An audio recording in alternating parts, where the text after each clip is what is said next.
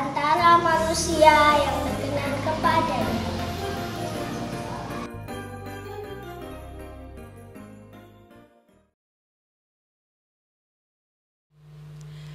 Shalom, selamat pagi Bapak Ibu Saudara yang dikasihi Tuhan, yang berada di rumah masing-masing, apa kabar? Saya percaya Bapak Ibu dalam keadaan sehat dan terus dalam perlindungan Tuhan. Oleh karena kita tahu Allah kita Allah yang mengasihi kita. Tepat di hari Jumat tanggal 25 Desember hari ini kita bersama-sama mempersiapkan hati kita untuk kita boleh beribadah bersama-sama meskipun kita berada di rumah kita masing-masing. Tetapi kita percaya Tuhan kita tidak terbatas oleh tempat dan waktu. Dia hadir bersama-sama dengan kita untuk bersama-sama kita boleh memuji, memuliakan namanya. Mari Bapak Ibu Saudara dikasih Tuhan yang di rumah, saya mengajak kita untuk berdiri. Kita persiapkan hati kita, pikiran kita untuk kita masuk di dalam ibadah kita. Terima kasih Yesus. Mari bersyukur, mari memuji oleh karena kebaikan Tuhan, kemurahan Tuhan yang senantiasa boleh kita rasakan. Haleluya.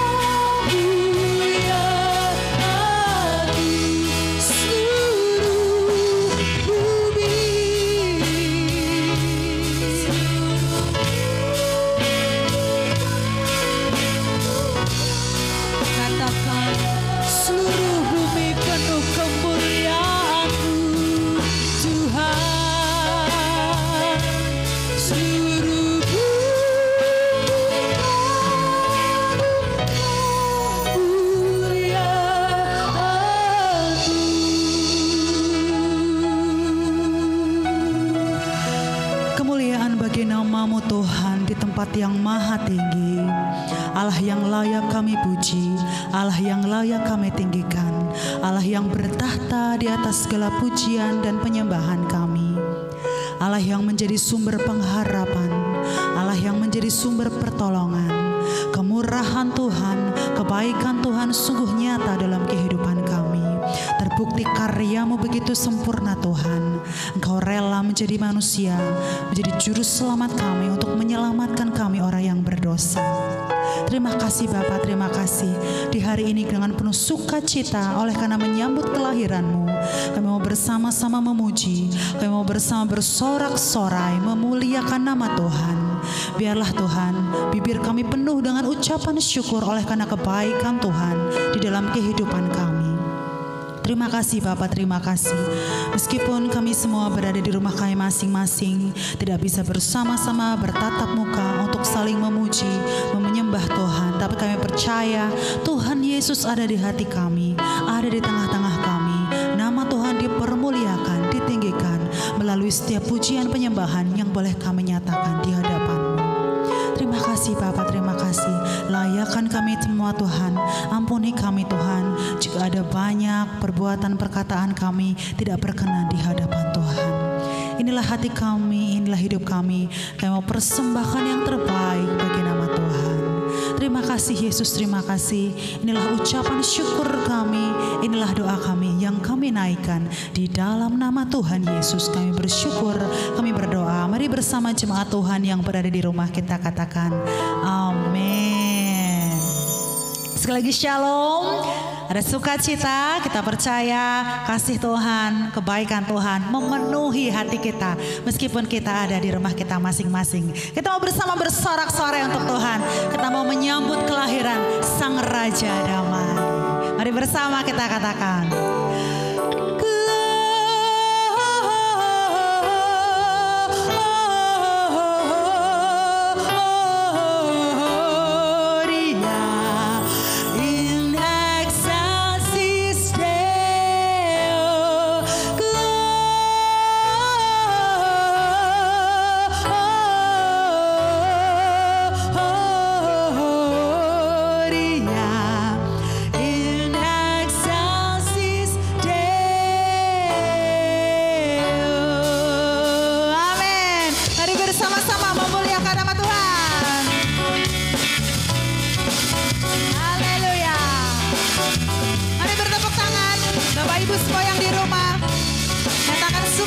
Kita menyembah Dia.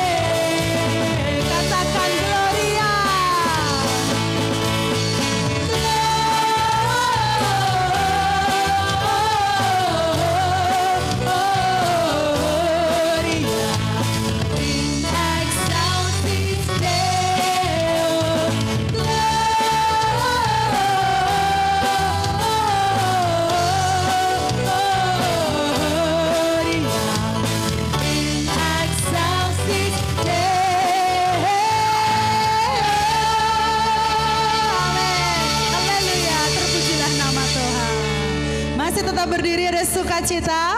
Amin. Kita mau bersama-sama kembali menyatakan sukacita kita. Kita mau katakan, Dia lahir untuk kami, Dia mati untuk kami, Dia bangkit untuk kami semua. Dia itu Tuhan kami, Dia itu Allah kami, Dia Raja di atas segala raja. Dialah firman Allah.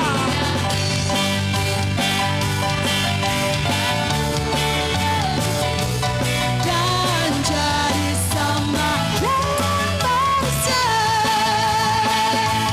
Dia Yesus sobat kami, Dia Yesus Tuhan kami, penebus juru selamat dunia. Amin. Dialah firman Allah yang turun ke bumi dan jadi sama dengan manusia. Dia Yesus sobat kami, Dia Yesus Tuhan kami, Sang penebus juru selamat dunia. Dialah Sang penebus, Sang penebus. Sekali lagi nyatakan, Sang penebus juru selamat dunia. Kemuliaan bagi Allah di tempat yang maha tinggi. Saudaraku yang dikasihi Tuhan, mari bersama-sama menyiapkan hati kita, membuka mata kita, pikiran kita, jiwa kita, untuk kita boleh berdengar dengan firman Tuhan. Firman yang menguatkan kita, menjadi pengharapan kita, menjadi pertolongan kita. Firman yang menjadi manusia, yang menjadi perisai kita. Oh haleluya.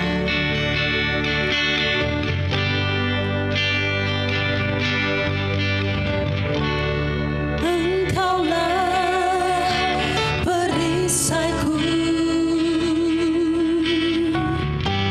saat badai hidup menerpaku. Janji-Mu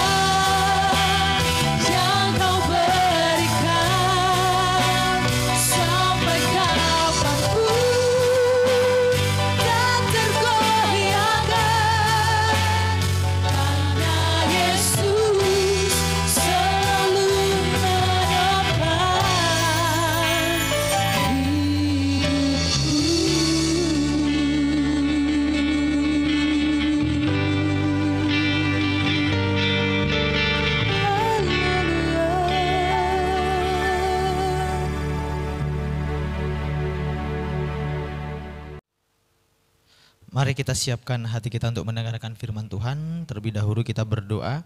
Kita satukan hati kita supaya Roh Kudus memimpin kita untuk berdengar-dengaran tentang kabar baik dari Natal ini. Allah Bapa, Anak dan Roh Kudus, Allah yang kami sembah di dalam nama Yesus yang menjadi Tuhan dan Juru Selamat kami.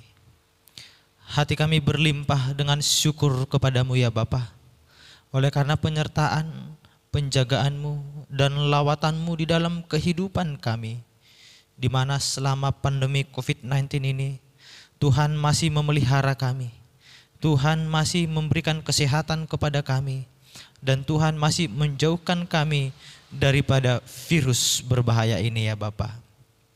Iya Bapa, kami telah bersukacita untuk merayakan kelahiranmu 2000 tahun yang lalu. Kami memuji menyembah Engkau beria-ria, mulut kami penuh dengan sorak-sorak akan pekerjaan tanganmu ya Bapa. Oleh karena itu Tuhan, kami percaya bahwa di atas pujian penyembahan kami, Allah pasti bertahta.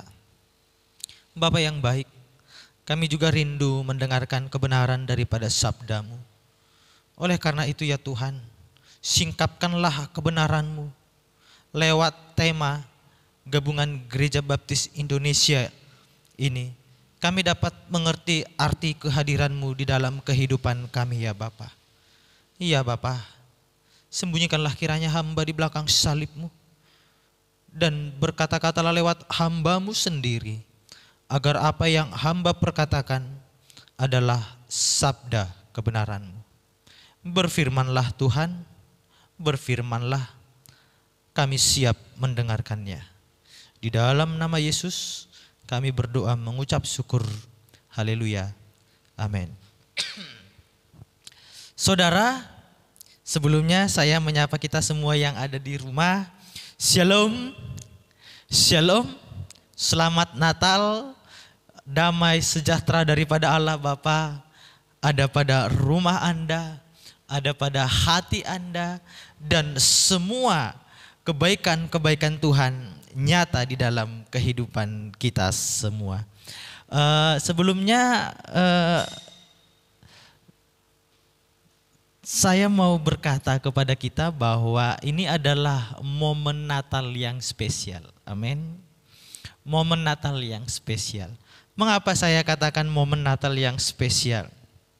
Pada umumnya di tanggal-tanggal seperti ini, di tanggal 25 Desember ini, kita pagi-pagi hari sudah mempersiapkan yang terbaik dari rumah. Mungkin bulan-bulan Natal ini ada yang sudah mempersiapkan pakaian baru, ada yang mempersiapkan sepatu baru, bahkan hal-hal yang baru di dalam kehidupannya. Karena kita ingin datang merayakan kebaikan dan merayakan kedatangan Tuhan Yesus Kristus ke dunia ini. Tetapi ternyata Tuhan punya maksud dan rencana yang lain. Kita harus merayakan Natal dengan keluarga sendiri, merayakan Natal dengan sanak saudara, merayakan Natal dengan seisi rumah kita. Tidak mengurangi sukacita ataupun tidak mengurangi makna Natal, bahwa sekalipun kita merayakan Natal di rumah, merayakan Natal di tempat kita masing-masing tanpa harus datang ke gereja ini, tanpa harus repot-repot mempersiapkan segala sesuatu untuk kita berpakaian ataupun mempersiapkan hal yang terbaik yang harus kita kenakan. Dan saya mau mengatakan, ini adalah momen Natal yang spesial. Amin. Saudara, Gabungan Gereja Baptis memberikan tema kepada kita demikian: Kristus datang ke dalam dunia kepada milik kepunyaannya. Dengan harapan di masa pandemi COVID-19 ini yang mengakibatkan terjadi krisis di berbagai lini atau segmen kehidupan manusia, berbagai keraguan muncul, harap-harap cemas Apakah keadaan dunia ini akan semakin membaik atau akan seperti ini terus-menerus? Kabar vaksin masih kontroversi. Ada yang mengatakan bahwa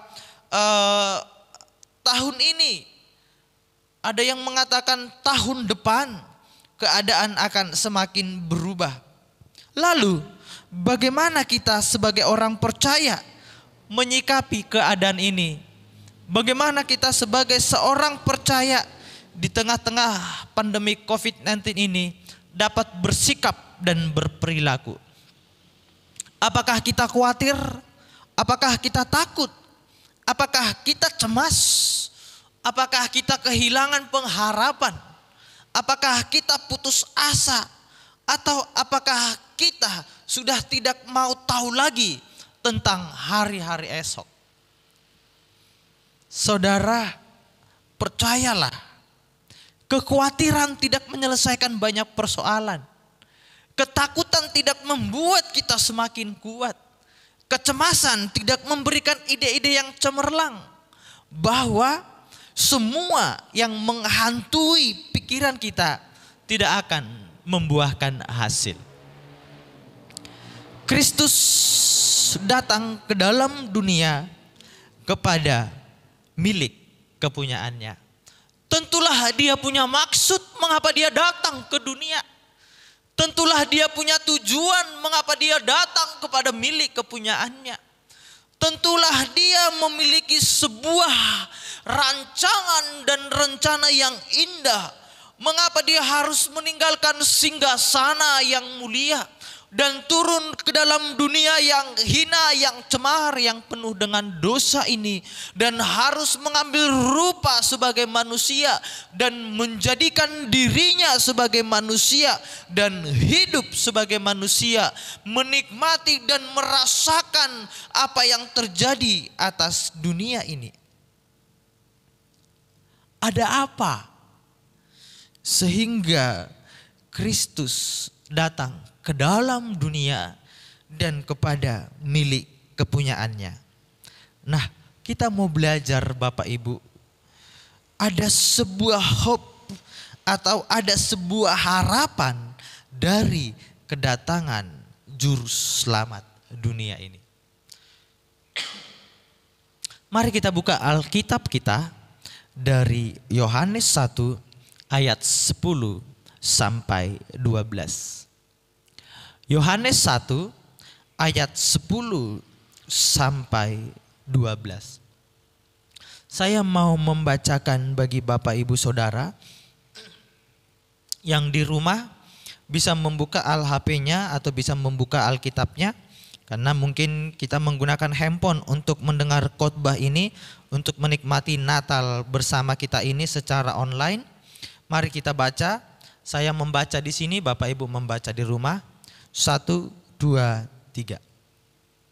Ia telah ada di dalam dunia dan dunia dijadikan olehnya, tetapi dunia tidak mengenalnya.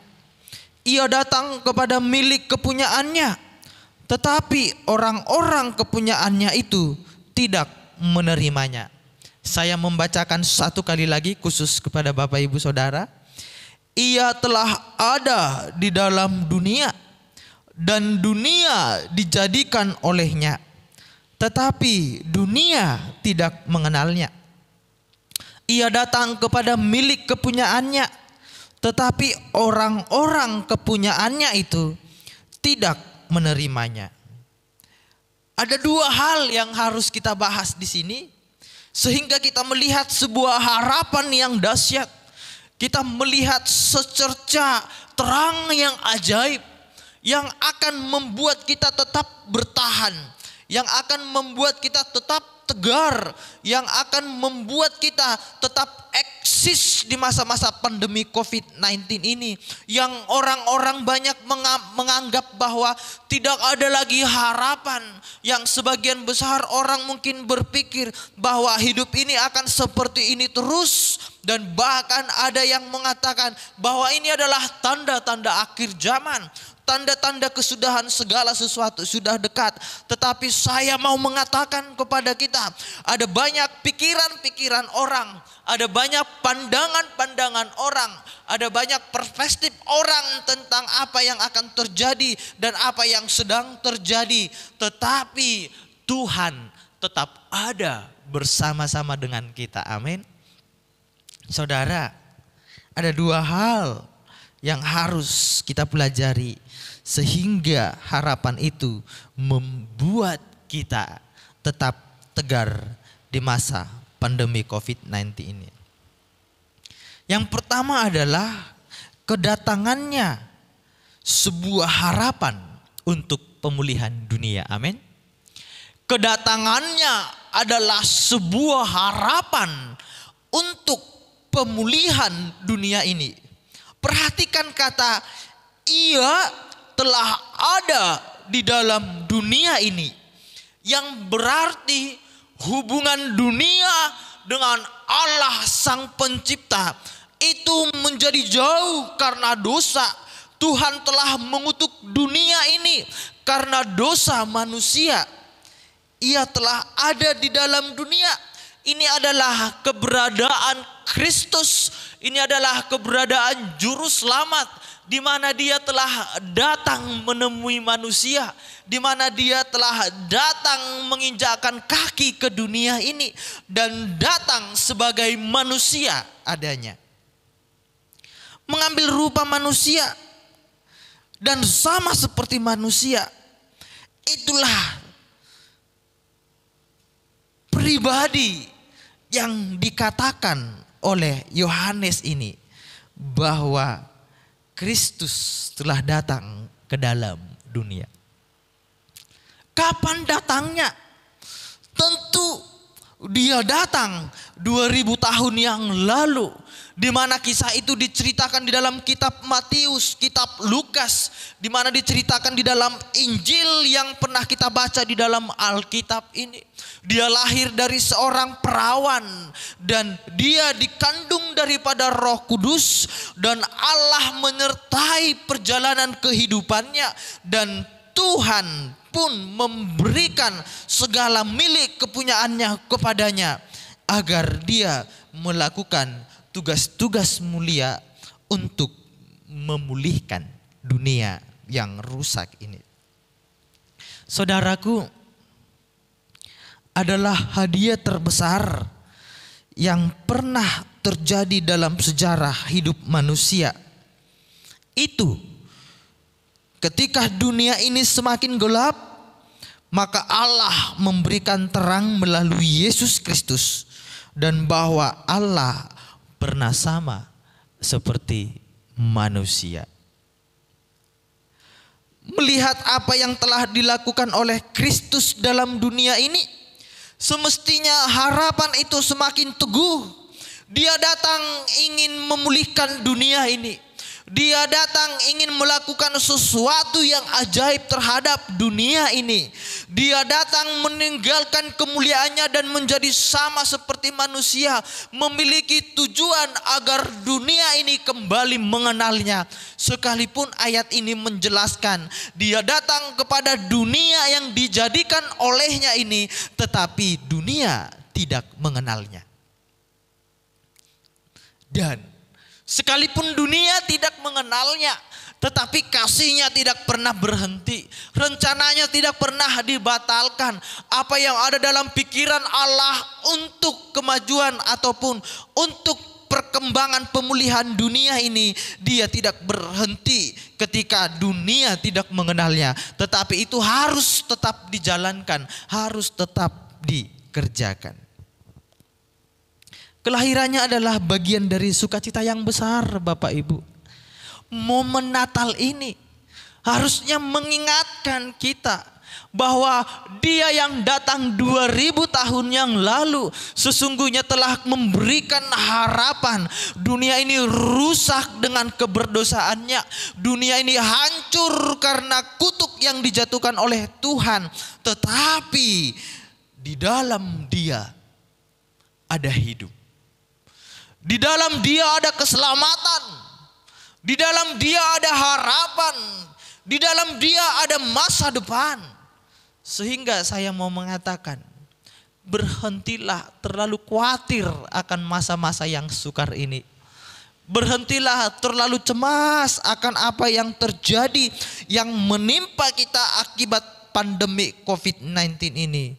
Berhentilah terlalu takut yang membuat diri kita tidak bisa melakukan banyak hal, yang membuat diri kita mati potensi, yang membuat diri kita tidak bisa berkarya. Berhentilah untuk takut, karena Dia sudah pernah datang ke dunia ini memberikan kabar sukacita, memberikan kabar yang baik, menyatakan sebuah harapan bahwa masa depanmu ada di dalam Kristus.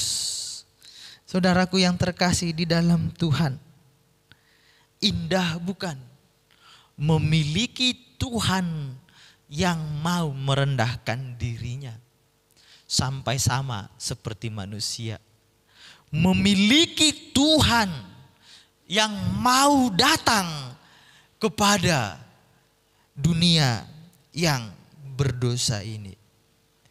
Dia kudus, Dia mulia, Dia tidak bisa tercemar, Dia tidak bisa hidup dengan ketidakkudusan. Tetapi Dia menanggalkan semua yang melekat pada dirinya dan datang ke dunia sebagai manusia. Jadi jangan momen Natal ini memberikan sukacita kepada kita karena hal-hal yang baru yang melekat pada daging kita ini. Jangan sampai makna Natal ini memberikan sukacita kepada kita hanya karena menanti hari-hari yang penuh kegembiraan, bertemu dengan sanak saudara. Kita bisa menikmati libur yang panjang, kita bisa menghias rumah dengan pohon Natal, kita bisa menghias gereja dengan ornamen-ornamen Natal, tanpa memiliki pemahaman, tanpa memiliki sebuah makna yang dalam bahwa Kristus datang ke dalam dunia untuk memberikan pemulihan atas dunia ini, untuk memberikan harapan kepada dunia ini bahwa kelak masa depan akan datang, bahwa kelak dunia yang baru akan ada, di mana di dalam dunia yang baru itu tidak ada ratapan, di mana di dalam dunia yang baru itu tidak ada tangis, di mana di dalam dunia yang baru itu tidak ada kesukaran, tidak ada hal-hal yang membuat kita harus khawatir, tidak ada hal-hal yang membuat kita harus cemas, karena dunia yang baru itu adalah dunia yang penuh dengan kemuliaan Tuhan. Amin. Nah, itu satu kata dari ayat 10, Ia telah ada di dalam dunia ini. Kita lanjut di kata yang selanjutnya di ayat 10 ini, dan dunia dijadikan olehnya. Saudara, bayi mungil yang ada di palungan itu, bayi mungil yang dikejar-kejar Herodes yang hendak dibunuh itu bukanlah bayi yang biasa, itu bukanlah bayi yang lemah, sekalipun dalam perwujudannya dia nyata sebagai manusia yang sejati. Tetapi bayi itulah yang menciptakan dunia ini. Bayi itulah yang membuat karya yang luar biasa daripada apa yang kita nikmati ini. Dia yang pernah datang ke dunia ini bukanlah pribadi yang biasa. Dia yang memiliki alam semesta ini. Dia yang memiliki apa yang engkau inginkan. Dia yang memiliki apa yang engkau doakan. Dia yang memiliki apa yang engkau harapkan. Karena segala sesuatu ada di dalam Dia, dan oleh Dia segala sesuatu ada. Amin. Jadi saudaraku yang terkasih di dalam Tuhan, kalau kita benar-benar bertuhan kepada Kristus yang telah datang ke dunia itu, kalau kita percaya betul kepada bayi yang pernah dikejar-kejar Herodes itu yang hendak dibunuh itu, hal apa yang membuat kita terlalu cemas? Hal apa yang membuat kita gelisah menanti akan pemulihan bangsa ini? Hal apa yang membuat kita takut?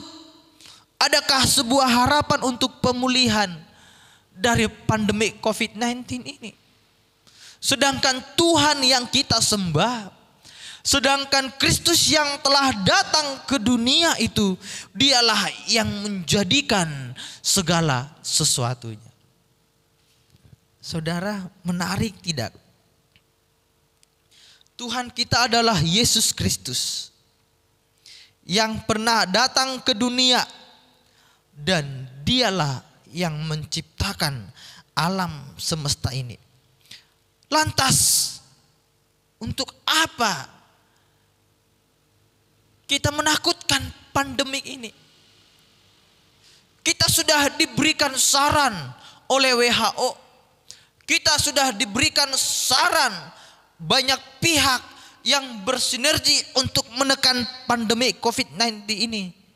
Gunakan masker, cuci tangan, dan menjaga jarak. Mengapa kita ibadah online di momen Natal ini?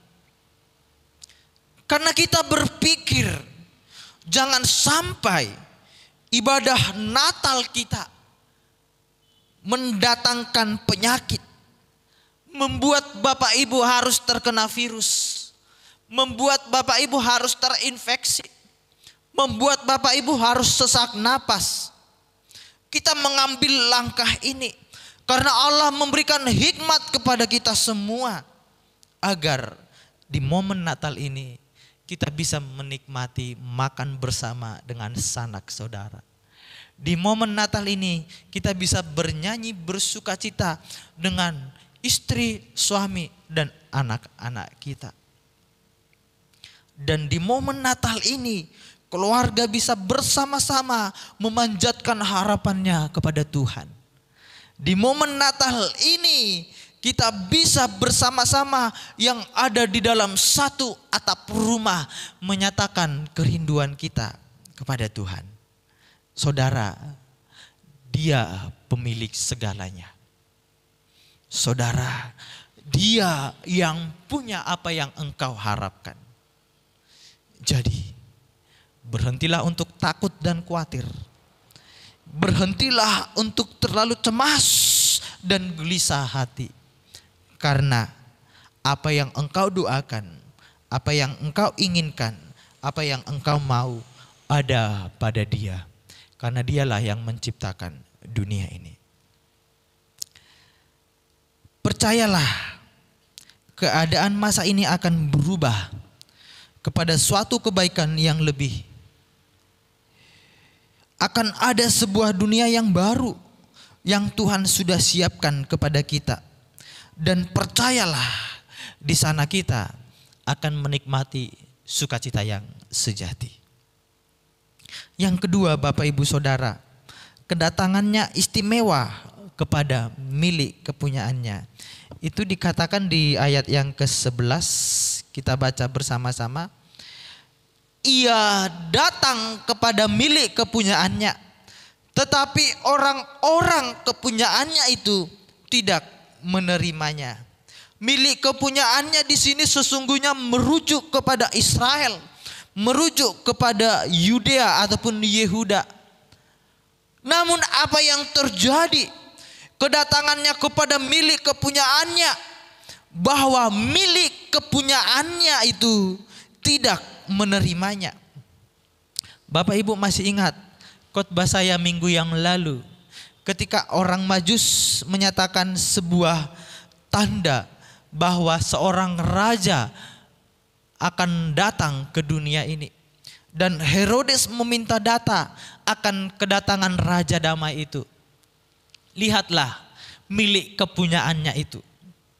para imam-imam kepala dan ahli-ahli Taurat mengerti akan berita itu. Para imam-imam kepala dan ahli-ahli Taurat tahu betul akan janji kedatangan Raja Damai itu. Dan mereka memberitahukan tentang kabar itu kepada Herodes. Tetapi yang tahu kabar itu, yang memberitakan kabar itu tidak mencarinya, tidak menemuinya. Bahkan justru dalam pelayanan Tuhan Yesus Kristus, mereka menolaknya, mereka ingin membinasakannya, dan mereka berhasil menyalibkannya di Bukit Golgota. Tetapi bukan berarti kasihnya berhenti kepada umat manusia. Saudaraku yang terkasih di dalam Tuhan, umatnya yang semakin bobrok itu, milik kepunyaannya yang semakin durjana itu, dan anak-anaknya yang semakin menjauh itu tidak mengingkari janjinya kepada milik kepunyaannya itu. Sekalipun mereka seperti itu, Yohanes tetap mencatat mereka adalah milik kepunyaan Tuhan. Saudara, dan sekarang milik kepunyaannya itu tidak hanya lagi kepada bangsa Israel, tetapi kita semua, Bapak Ibu yang mendengar khotbah ini di rumah, saya dan saudara adalah milik kepunyaannya.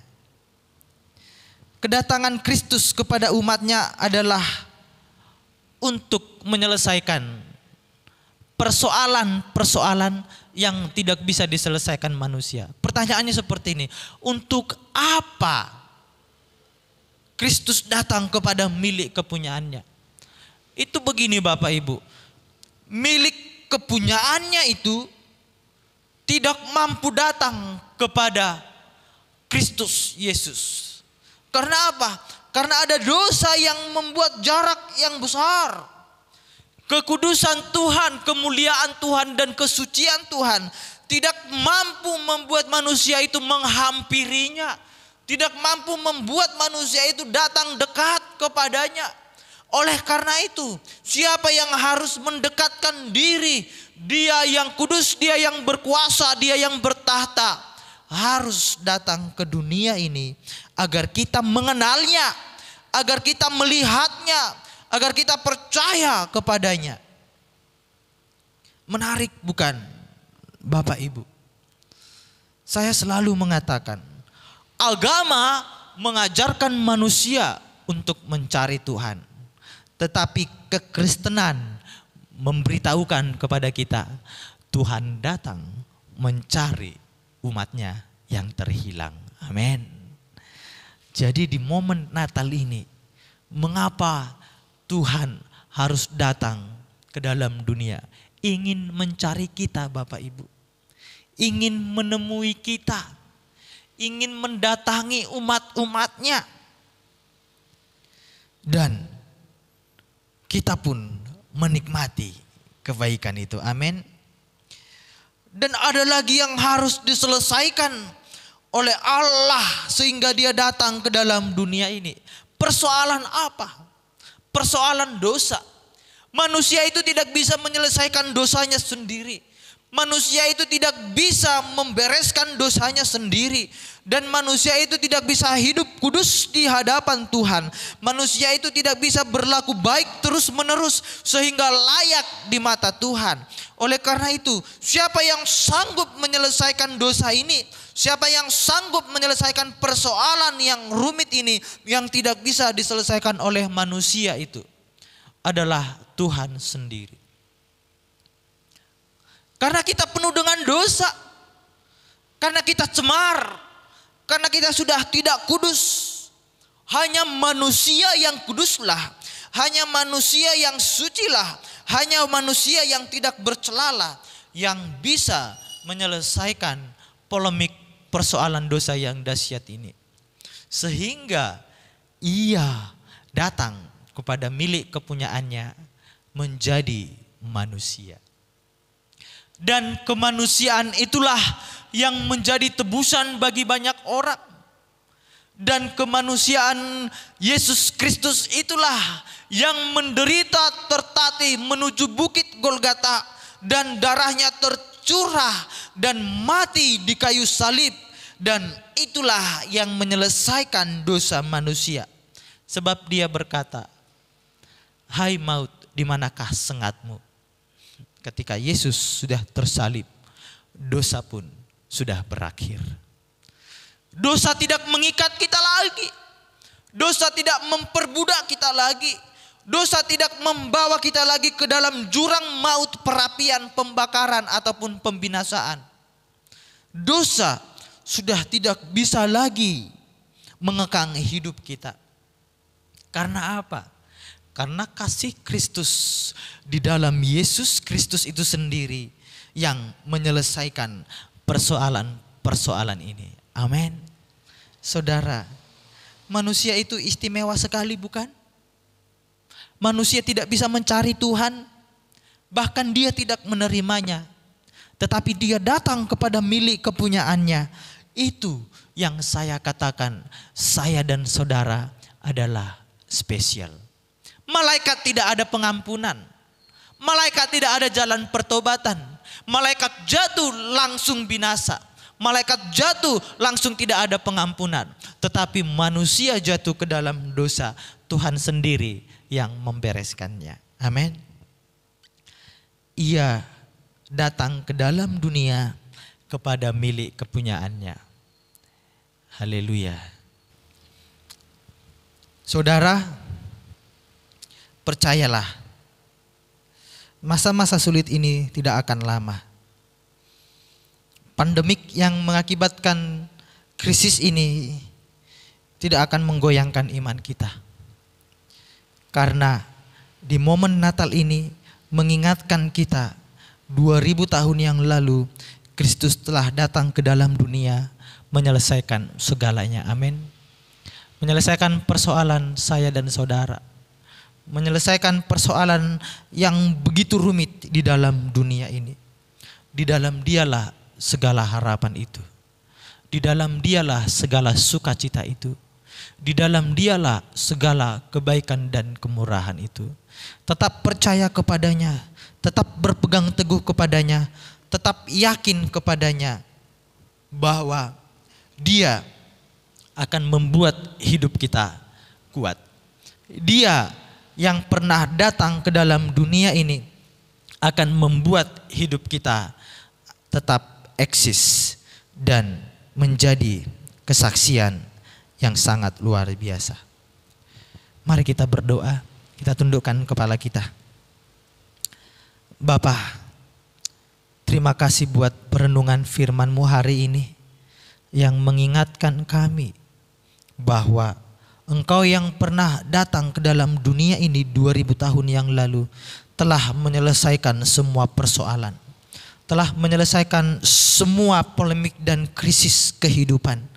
Karena benar bahwa dunia ini tidak akan memberikan hal yang lebih baik kepada kami manusia. Dunia ini tidak akan memberikan sebuah harapan yang benar-benar nyata di dalam perjalanan kerohanian kami. Tetapi Engkau yang datang menyatakan sebuah pemulihan. Engkau akan memulihkan dunia ini. Dan Engkau datang kepada milik kepunyaanmu untuk menyelesaikan persoalan-persoalan milik kepunyaanmu yang tidak pernah bisa diselesaikan oleh kami semua ya Bapa. Terima kasih ya Tuhan. 2000 tahun yang lalu adalah kesukaan yang besar, sukacita yang besar, bahwa juru selamat umat manusia telah datang ke dunia, dan di dalam Engkau keselamatan, harapan, sukacita, kebahagiaan, dan sebuah masa depan nyata. Ajar kami untuk berhenti untuk mengeluh. Ajar kami berhenti untuk khawatir. Ajar kami berhenti untuk tidak takut. Ajar kami berhenti untuk